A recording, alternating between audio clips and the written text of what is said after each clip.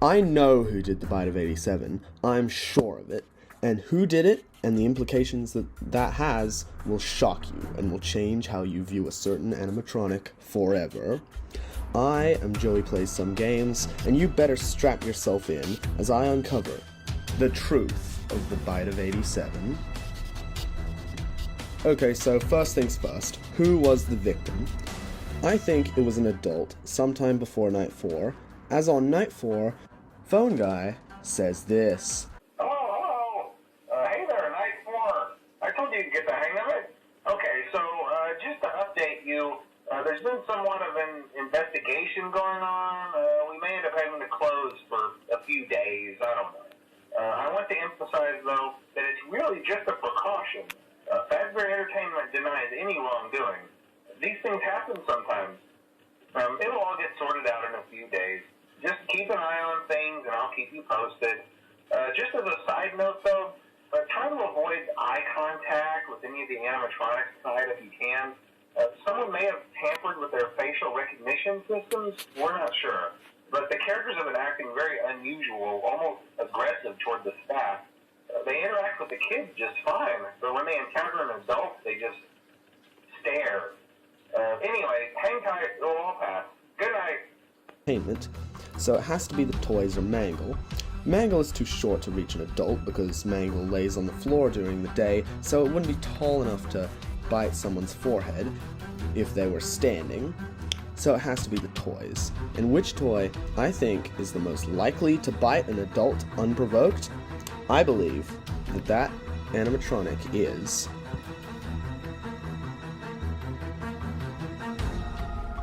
Chica, Chica, Chica. On this channel, there's a running joke about this character.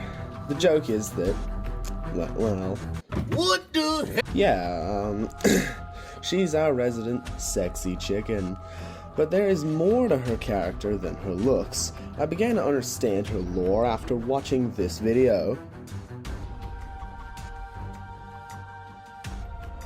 It's an excellent video, and I think that lays the groundwork for this theory, because judging by her voice lines in UCN and how she acts in general, I have come to the conclusion that the unnamed child within Toy Chica is more mentally unstable and murderous than the other toys.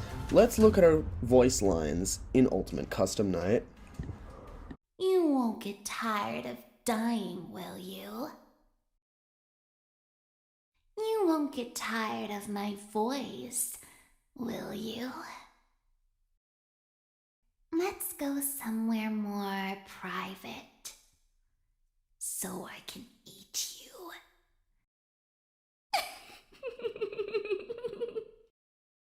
Now, as we can see here, Chica seems to be the more murderous of the toys, using her good looks to lure people away so she can kill them. This is interesting because although the UCN voices are just Cassidy talking to William Afton in Purgatory, I think it does show us some things about her character. And this, alongside the anime high school clips, what the hell is this franchise, man? I think the game is trying to tell us that Toy Chica is mentally unstable in some way. I mean, from my understanding, all the other toy animatronics want to kill you because they think you're William Afton, but Toy Chica seems much more vicious. I know the UCN voice lines aren't super canon because they're all just Cassidy, but I think it does try to show us Toy Chica's personality, and from what I can tell, she seems like a stand-in for William Afton. In the anime high school clips that are relevant to the story of a child murderer slash robotics enthusiast slash glitched in the Matrix, like seriously, what the hell is this franchise getting to?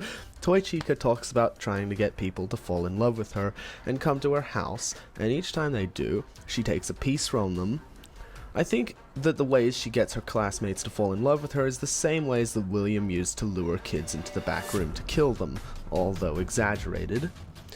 Toy Chica is a literal stand-in for the man who murdered her, and I think it's more than just a reference. It's in her personality, and the evidence for that lies within Glamrock Chica. Now, Glamrock Chica, she isn't possessed. Or maybe that's just what we assume. Hey, it's me editing this. I just thought I'd pitch in. I no longer think that Glamrock Chica is actually made from Toy Chica, which is what I'm about to say. I just think she's a metaphor for Toy Chica now, alright?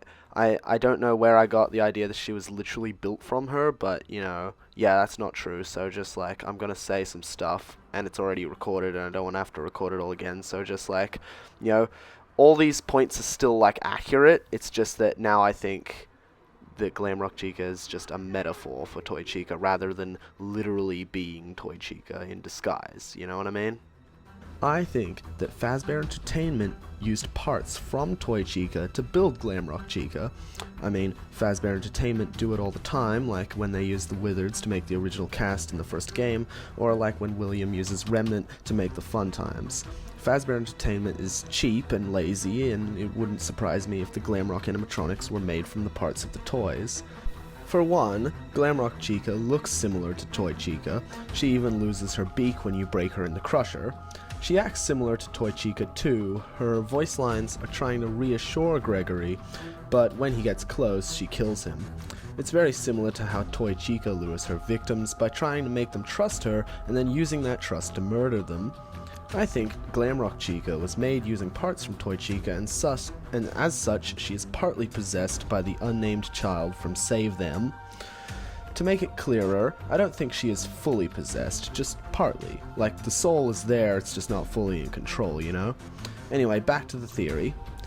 So I believe Toy Chica has a more murderous personality, if that makes sense. The other animatronics just want revenge because they think that you're William, but Toy Chica seems more sadistic due to the fact that she is a metaphor for William Afton, and seems to use the same techniques as William to try and murder the Night Guard with. She also removes her beak and eyes before leaving the stage, and from what I can remember, she is the only one who does anything like this. No other animatronic literally dismembers themselves to make it easier to kill. So does that mean that Toy Chica is a full-on murderer like Afton? I think it might be plausible at least. And the fact that Glamrock Chica is sorta loopy and doesn't seem like she's all there mentally supports my claims that Toy Chica is more mentally unwell than the other toys. Why this is, I don't really know, but maybe she has PTSD from being murdered by Afton.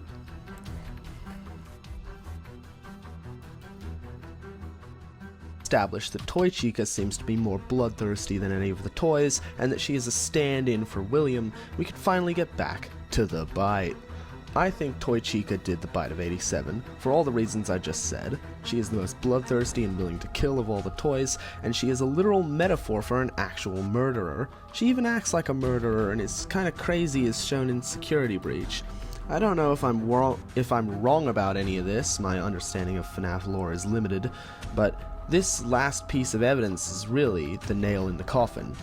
In Ultimate Custom Night, Toy Chica says, Where's my beak? Lodged in your forehead, of course. Did you hear that? Let me play it again. Where's my beak? Lodged in your forehead, of course. Where's my beak? Lodged in your forehead, of course. She literally says that her beak is in your forehead, where your frontal lobe is. Am I going crazy? How has no one talked about this line before? I've never heard this line other than in the video I watched. How? She literally spells it out for you guys. Come on, man. All the other evidence is nice, and I do think I'm right about Chica being more murderous than the others, but even if I'm wrong, she literally spells it out for us. Can't argue with that. The bite of 87 happened at the FNAF 2 location in broad daylight during a party. That's why the decorations are still up all week, and the reason why the building goes on lockdown. An investigation is started. I'm 100% sure that the bite of 87 was done by Chica, the most likely animatronic to be openly violent to people. So, the full timeline would go like this.